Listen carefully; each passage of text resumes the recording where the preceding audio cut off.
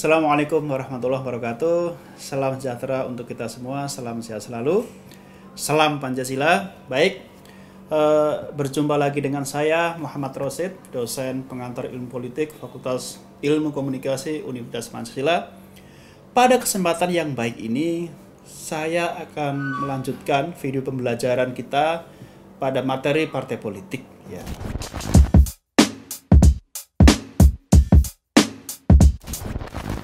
Partai politik itu materi ke-9 ya. Nah, selanjutnya sebelum saya menjelaskan partai politik beserta dinamikanya ya, saya akan membacakan sub capaian pembelajaran mata kuliah pada materi ini. Yang pertama, mahasiswa mampu menjelaskan dinamika partai politik ya, unsur-unsur partai politik dan sebagainya. Kemudian yang kedua, mahasiswa mampu mengidentifikasi dinamika partai politik dalam sistem demokrasi. Yang ketiga, mahasiswa mampu menganalisis peran partai politik dalam sistem demokrasi. Itu sub CPMK, capaian pembelajaran mata kuliah pengantar ilmu politik dalam materi partai politik yang perlu kalian kuasai ya. Nah, selanjutnya kalau kita bicara partai politik tentu bukan suatu hal yang unik ya dalam sistem demokrasi, karena partai politik memang sudah umumnya ada. Tidak ada sistem demokrasi yang tidak ada partai politik. Dan partai politik itu sangat berperan dalam sistem demokrasi tentunya. Oke, baik, saya mulai dari definisi dulu. Apa sebetulnya partai politik itu?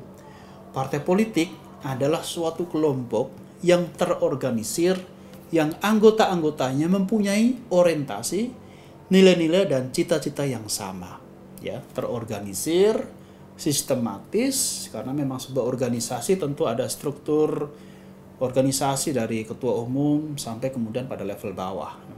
Tujuan kelompok ini atau organisasi ini adalah untuk memperoleh kekuasaan politik dan merebut kedudukan politik. Biasanya dengan cara konstitusional ya, karena memang melalui jalur resmi ya dalam sistem demokrasi, bukan jalur kudeta atau sebaliknya. Kemudian untuk melaksanakan kebijaksanaan mereka, kalau sudah direbut atau sudah mencapai kekuasaan melalui partai politik ini sebagai kendaraan partai politik dalam sistem demokrasi, tentu harus ada kebijaksanaan. Kebijaksanaan itu dalam bentuk kebijakan publik. Kebijakan publik itu ya harus berdampak kepada perbaikan kondisi sosial masyarakat ya. Jadi pada intinya partai politik kendaraan untuk menuju kekuasaan ya. Kekuasaan itu digunakan untuk apa? Kekuasaan itu digunakan ya untuk membangun bangsa ini menjadi lebih baik, untuk mencapai atau semacam mewujudkan ya nilai-nilai Pancasila ya, salah satunya adalah keadilan sosial bagi seluruh rakyat Indonesia. Ada kesejahteraan, persatuan, kemanusiaan dan sebagainya. Karena ideologi Pancasila itu ya sebagai dasar negara juga sebagai cita-cita bangsa Indonesia. Baik, nah itu secara umum ya definisi partai politik ya. Kemudian ada definisi lagi dari Karl Friedrich bahwa partai politik adalah sekelompok manusia yang terorganisir secara stabil dengan tujuan merebut atau mempertahankan penguasaan terhadap pemerintahan bagi pimpinan partainya, dan berdasarkan penguasaan ini memberikan kepada anggota partainya memanfaatkan yang bersifat ideal maupun material. Saya pikir secara maksud dan tujuan itu beneficent ini tidak beda ya. Ya tentu partai politik ya berhubungan dengan kekuasaan. Ya, kalau misalnya Anda ingin berkuasa ya tentu harus masuk ke dalam sistem ini, menjadi bagian dari partai politik. Karena pemimpin ini ya lahirnya dari partai politik, meskipun juga ada calon independen ya, tapi calon independen itu kan juga hanya beberapa daerah saja yang efektif. Selebihnya tidak efektif. Karena apa? Mesin-mesin partai politik kalau melalui parpol tentu akan berjalan, tentu akan lebih dimaksimalkan untuk menuju kemenangan ya. Kemudian 4 unsur partai politik. Apa sebetulnya 4 unsur partai politik itu? Yang pertama, organisasi yang dibentuk secara sukarela. Ya, tidak ada paksaan. Ya, dalam undang-undang pemilu di Indonesia ya tentu siapapun boleh mendirikan partai politik, asalkan melewati atau sesuai dengan ketentuan yang ada. Ya, ketentuan yang ada. Misalnya yang mendirikan partai politik yang kemudian divalidasi atau masuk ke dalam kriteria bisa ikut pemilu itu ya punya kantor pusat, punya kantor di tingkat provinsi, ya 34 provinsi, punya kantor di tingkat kabupaten, punya kantor di tingkat kecamatan dan sebagainya, ya. Presentasinya tentu berbeda-beda ya, begitu. Jadi itu menjadi sebuah organisasi yang dibentuk sukarela. Itu yang pertama. Yang kedua, ada nilai atau cita-cita bersama. Ya, setiap partai politik memiliki cita-cita, ya, memiliki ideologi. Mereka bagaimana mewujudkan cita-cita itu, ya, ideologi itu. Ya, misalnya ada partai yang kemudian mengatasnamakan partainya wong cilik. Ada partai yang mengatakan partai Islam misalnya. Ada partai yang mengatakan partainya rakyat dan sebagainya. Itu sebetulnya cita-cita bahwa partai politik harus memiliki cita-cita. Cita-citanya apa ya? Tentu cita-cita yang baik. Bagaimana bisa mensejahterakan masyarakat, bisa memanusiakan manusia, begitu. Yang ketiga, berorientasi pada pengendalian kekuasaan melalui jabatan publik. Karena memang tujuan dibentuknya partai politik untuk berkuasa sebagai kendaraan orang untuk meraih kekuasaan, maka kemudian harus memiliki pengendalian kekuasaan melalui jabatan publik. Jabatan publik itu ya harus digunakan untuk kepentingan publik melalui kewenangan-kewenangannya, melalui kebijakan-kebijakan publik yang berdampak pada kondisi sosial masyarakat bawah. Yang keempat, mendapatkan legitimasi kekuasaan melalui pemilihan umum. Jadi saya katakan, kenapa Jokowi itu sebagai orang yang terlegitimasi, karena apa? Karena meraih jabatan presiden itu melalui partai politik. Dan mekanisme itu memang sudah ditentukan dalam undang-undang. Siapapun itu ya menjadi anggota DPR diusung oleh partai politik. Menjadi presiden Republik Indonesia diusung oleh partai politik. Ada nggak presiden yang diusung dari kalangan masyarakat atau calon independen? Nggak ada. Kenapa nggak ada? Karena undang-undang belum meresmikan itu. Jadi kalau ingin jadi presiden ya harus melalui partai politik, bukan melalui jalur lain. Kecuali kalau di tingkat kabupaten, di tingkat provinsi, di tingkat kota, itu bisa melalui jalur independen. Tapi itu pun tadi saya katakan jarang sekali ya. Gitu. Selanjutnya, fungsi partai politik. Nah, fungsi partai politik itu ya sebagai sarana komunikasi politik, ya, sebagai sarana sosialisasi politik, sebagai sarana rekrutmen politik, sebagai sarana artikulasi dan agregasi kepentingan, sebagai sarana pembuatan kebijakan, sebagai sarana pengatur konflik. Itu semuanya fungsi partai politik yang memang harus dijalankan oleh partai politik. Jangan sampai partai politik malah berkonflik internal. Nah, ini yang kultur tidak baik di Indonesia. Partai-partai itu kerap kali karena terjadi bentrokan kepentingan, kemudian malah sibuk konflik kepentingan, malah sibuk terjadi konflik internal. Misalnya Partai Demokrat. Kubunya AHY dengan kubunya Muldoko misalnya. Meskipun sekarang sudah selesai ya, karena diselesaikan juga oleh secara hukum, itu menjadi bagian dinamika yang sebetulnya jangan terjadi dalam partai politik. Karena apa? Salah satu fungsi partai politik adalah pengatur konflik. Jangan justru partai politik itu malah konflik sendiri dalam internal. Selanjutnya adalah sistem kepartian. Kalau kita bicara sistem kepartian itu ada 3 ya. Pertama, sistem satu partai. Ya, sistem satu partai itu biasanya menggunakan sistem komunis. Jadi negara yang menggunakan sistem komunis itu ya hanya satu partai. Partai apa? Partai komunis. Siapa yang menang? Ya partai komunis itu ya, cuma satu partai. Lucu nggak? Ya lucu memang. Tapi kenyataannya seperti itu. Partai komunis ya. Ya dalam sistem demokrasi ya tentu harus lebih dari satu partai lah. Kemudian yang kedua adalah sistem 2 partai. Dui party. Ya, seperti di Amerika Serikat itu kan ada partai Demokrat, ada Partai Republik. Meskipun kalau kita lihat secara lebih detail, di Amerika itu ada Green Party, ada partai liberal dan sebagainya dan sebagainya. Tetapi itu kan partai gurem. Kemudian terjadi konfederasi politik. Apa itu konfederasi politik? Penggabungan kekuatan politik menjelang pemilu. Karena partai-partai kecil itu secara sistem politik dia tidak bisa ikut pemilu. Itu terjadi di Amerika. Makanya pemilu di Amerika itu selalu dua partainya. Partai Demokrat, Partai Republik. Nah, sekarang dikuasai oleh Partai Demokrat, John Biden. Ya, saya lihat John Biden itu tingkat kepercayaan masyarakat Amerika mulai turun sekarang. Ini kesempatan untuk Partai Republik. Ya, dulu misalnya yang Donald Trump itu tingkat kepercayaan masyarakat Amerika juga turun, kemudian Demokrat naik.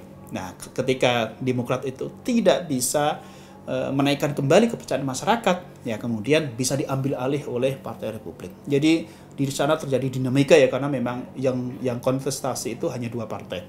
Selanjutnya, sistem multipartai itu terjadi di mana? Di negara kita. Negara kita itu sistem multipartai. Bahkan saya katakan Indonesia itu menggunakan sistem multipartai yang sangat ekstrim. Menurut saya idealnya itu partai hanya 5. Ya 3 cukup ya, kayak Orde Baru. Cuma jangan kemudian prakteknya seperti Orde Baru yang dimobilisir ya, kemudian rezim pemerintahan memanipulasi birokrasi, memanfaatkan birokrasi, sehingga yang terjadi adalah partainya Golkar terus yang menang. Kemudian yang dimaksud bahwa sistem multipartai ini adalah sistem banyak partai. Indonesia menggunakan itu, bahkan saya katakan multipartai yang sangat ekstrim. Kenapa ekstrim? Ada 20 partai, bahkan 30-40. Karena ada verifikasi, kemudian yang layak adalah 20 partai. Itu pun ada partai lokal. Kenapa ada partai lokal? Itu sejarah politik ya. Di Aceh ya, ada gerakan Aceh Merdeka GAM, kemudian terjadi MOU Helsinki, kemudian salah satu kesepakatannya adalah Aceh boleh mendirikan partai lokal. Jakarta punya nggak? Nggak. Jogja? Nggak. Ya. Surabaya? Apalagi. Garut? Apalagi. Jadi yang punya partai lokal itu hanya Aceh. Dan itu legal dan resmi. Tetapi partai lokal Aceh itu nggak bisa digunakan di luar Aceh. Ya, karena sifatnya lokal. Gitu. Nah, sebetulnya memang kalau dalam konteks kepartian Indonesia yang multipartai, Indonesia itu yang sangat ekstrim ini, memang sebetulnya tidak cocok dengan sistem presidensial ya. Sistem presidensial itu kan otoritasnya di presiden, punya kewenangan presiden itu lebih baik ya. Tetapi kemudian disandingkan dengan sistem multipartai yang ekstrim, maka kemudian kerap kali memunculkan kegaduhan-kegaduhan politik. Karena sistemnya multipartai, maka menjelang pemilu akhirnya seorang calon itu bagaimana caranya membangun koalisi yang gemuk, ya, membangun koalisi yang gemuk.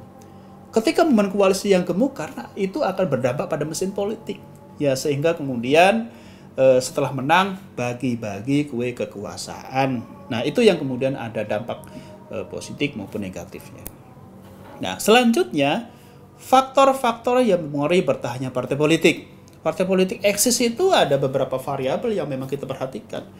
Jadi kenapa partai politik itu tahu-tahu tidak ada? Nah, berarti ada faktor-faktor yang mempengaruhinya. Ya. Yang pertama adalah faktor basis sosial. Dia punya basis sosial atau tidak? Ya. Misalnya PDI Perjuangan, basis akar rumputnya di mana? Golkar itu basis akar rumputnya di mana? Misalnya ada pemuda Golkar, ada KNPI dan sebagainya. PKB basis sosialnya di mana? Misalnya ada anak-anak muda Nahdliyin atau jadi partai politik itu harus memiliki basis sosial. Meskipun juga kelompok-kelompok muda ini memang tidak mengaku sebagai akar rumputnya dari partai politik tertentu. Tapi secara ideologis, secara kultural, itu kemudian nyambung pada partai politik tertentu. Misalnya basis sosial HMI, basis sosial PMI, dan sebagainya, gerakan-gerakan mahasiswa. Ya. Kemudian basis ideologi. Partai politik harus memiliki ideologi yang jelas. Ya. Ideologi itu adalah cita-cita yang kemudian diperjuangkan oleh partai politik. Jangan sampai kemudian partai politik itu terjadi di persimpangan jalan ideologinya. Yang penting pragmatisme dan sebagainya. Ya, ini makanya kemudian rancunya adalah partai politik yang berideologi berasaskan Islam, kemudian terjadi koalisi partai politik yang berideologi misalnya nasionalis dan sebagainya. Itu kemudian jadi satu koalisi itu secara ideologis juga buram ya, begitu. Maka kemudian karena ideologi itu yang bisa menyatukan partai politik dalam konteks koalisi ya. Selanjutnya faktor ketiga, basis material. Kenapa demikian ya? Karena partai politik itu membutuhkan pendanaan, anggaran, finansial dan sebagainya. Makanya kerap kali pada prakteknya anggota DPR yang berasal dari partai politik itu harus secara ikhlas memberikan donasi untuk menyisihkan pendapatannya itu untuk kelangsungan partai politik. Dan itu saya pikir sudah umum ya. Ya, asalkan tidak ada paksaan dan sebagainya. Karena basis material partai politik itu penting sekali. Partai politik itu rumahnya para pemimpin dan para pembina yang akan datang. Maka secara material itu juga harus terpenuhi. Selanjutnya, ya kalau partai politik nggak punya uang ya repot. Mau iklan nggak punya uang, membuat kegiatan ini itu nggak punya uang, nggak punya basis material yang kuat, ya tentu akan repot. Ya. Selanjutnya, faktor yang keempat adalah infrastruktur dan sebaran kader. Jangan sampai partai politik secara infrastruktur dan sebaran kader itu tidak merata. Kenapa PDI Perjuangan itu menjadi partai besar? Karena dari Sabang sampai Merauke itu ada kader yang menyebar. Ya. Kenapa partai tertentu itu selalu kalah? Karena sebaran kadernya itu mengelompok di titik tertentu. Dia tidak menyebar dari Sabang sampai Merauke. Makanya ini pentingnya bahwa partai politik harus memiliki sebaran kader yang merata. Karena bicara Indonesia itu tidak hanya bicara Jakarta, bicara Indonesia tidak hanya bicara Surabaya, Jawa Timur, tapi bicara Indonesia, bicara dari Sabang sampai Merauke. Partai politik kalau pengen eksis, maka sebaran kadernya harus merata dari Sabang sampai Merauke. Nah, selanjutnya adalah basis pembentukan partai politik. Nah, apa saja itu? Yang pertama adalah kelompok sosial. Nah, kelompok sosial. Jadi basis pembentukan partai politik yang pertama itu adalah kelompok. Misalnya ada partai buruh ya, misalnya di Inggris ada partai buruh. Ya basis sosialnya itu buruh, begitu. Ada partai yang berlandaskan agama. Ya basis sosialnya itu agama.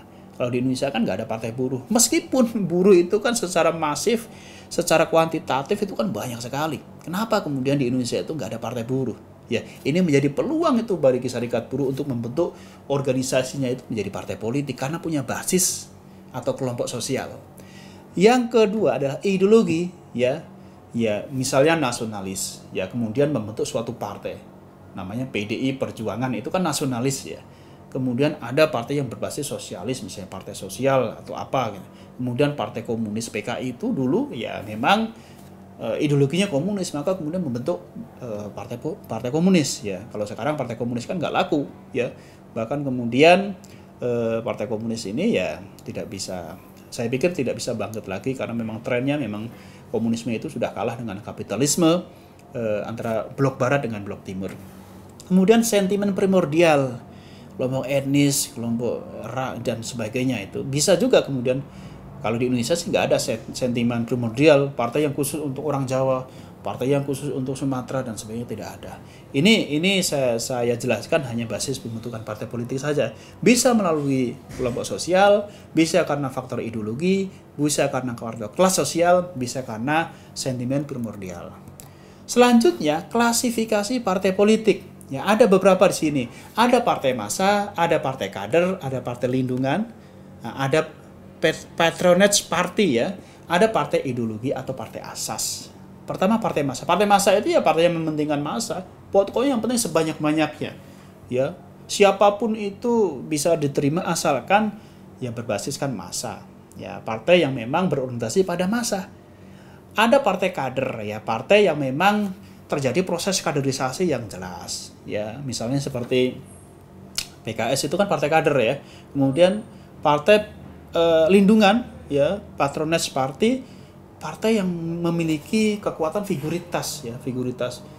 Jadi misalnya partai besar itu partai yang memang ada figurnya besar, kemudian partainya ikut besar begitu. Itu yang terjadi di Indonesia ya. Gerindra itu karena kebesaran Prabowo, Partai Demokrat karena kebesaran SBY, PKB karena kebesaran almarhum Gus Dur dan sebagainya. Itu partai lindungan. Patronage partai. Kemudian partai ideologi, memang partai yang berbasis ideologi. Dulu itu Partai Komunis Indonesia itu berbasis ideologi itu. Nah, karena ideologi adalah komunis misalnya. Kemudian PKS itu tentu berbeda dengan PDI ideologinya ya. PKS itu ada agak keislaman, kemudian PDI ya nasionalis sekuler misalnya. Kalau sekarang kan partai itu nggak ada yang bisa mengatakan nasionalis sekuler, nasionalis religius ya, meskipun juga banyak kenyataan nasionalis sekuler gitu. Karena itu persoalan marketing politik. Nah, selanjutnya dinamika partai politik di Indonesia. Di zaman Orde Lama, partai politik itu sangat ekstrim seperti sekarang ya. Orde Baru hanya 3 partai politik, bahkan 2 partai politik yang diakui pemerintah. Yang ketiga adalah reformasi, itu partai multi partai yang sangat ekstrim ya. Kalau Orde Baru 2 partai. Nah, inilah dinamika partai politik di Indonesia. Di era Soeharto itu sudah ideal sebetulnya 3 partai. Tetapi pelaksanaan prakteknya itu sangat semacam manipulatif ya, karena rezim kekuasaan memang represif dan kemudian sentralistik. Reformasi itu ideal tetapi multi partai yang sangat ekstrim. Pada intinya karena semakin banyak partai maka semakin terjadi banyak kegaduhan politik, semakin panas, semakin ramai. Ya meskipun juga karakteristik demokrasi itu adalah crowded, di mana-mana demokrasi itu crowded. Tetapi ketika sudah bawaan demokrasi itu crowded, tapi ditambah dengan praktek demokrasi yang menempatkan partai yang sangat ekstrim ya, multi partai yang ekstrim, itu semakin crowded lagi seperti yang terjadi di negara kita. Gitu. Baik, saya pikir demikian. Kalau kita membahas partai politik, saya pikir tidak habisnya ya, banyak sekali. Saya pikir demikian untuk kesempatan pada hari ini tentang ulasan partai politik. Mudah-mudahan bermanfaat untuk kita semua. Dari saya cukup sekian. Assalamualaikum warahmatullahi wabarakatuh. Salam Pancasila.